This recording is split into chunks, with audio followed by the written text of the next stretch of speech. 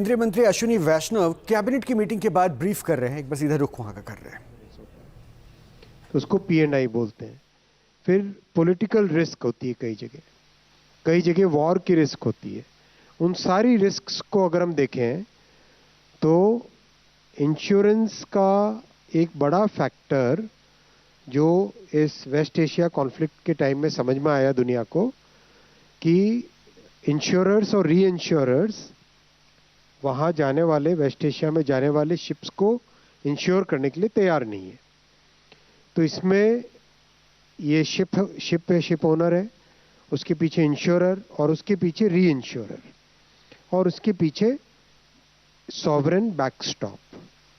अगर इस तरीके से देखें तो ये व्यवस्था की गई है इस प्रोग्राम के तहत।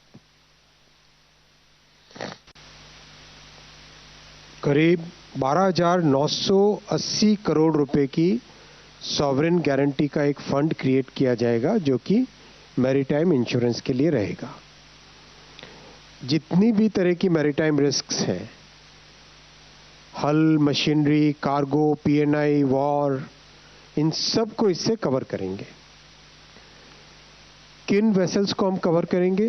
जो इंडिया फ्लैग्ड वेसल्स हैं, जो इंडिया कंट्रोल्ड वेसल्स हैं और जो भारत से या तो जिनका ओरिजिन है या डेस्टिनेशन है। और ये 10 साल का पीरियड रहेगा जिसमें 5 साल और एक्सटेंशन किया जा सकता है। वो इसमें 2 टीयर्स हैं। एक टीयर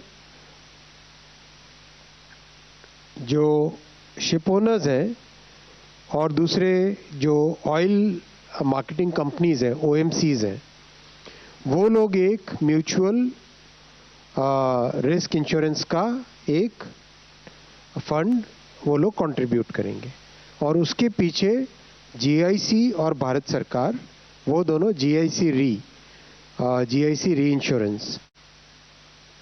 दूसरा बहुत बड़ा फैसला आज लिया गया और मैं बहुत हार्दिक अभिनंदन करना चाहूँगा हमारे केंद्र सरकार के जितने भी कर्मचारी हैं और जितने पेंशनर्स हैं, उनके लिए DA और DR बढ़ाया गया, जिसकी टोटल लागत भारत सरकार को आएगी 6,791 करोड़ रुपीस।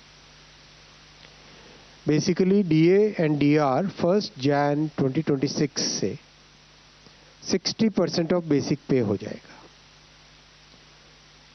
2% बढ़ाए, 58 से 60 हुआ है, 60% ऑफ बेसिक पे हो जाएगा।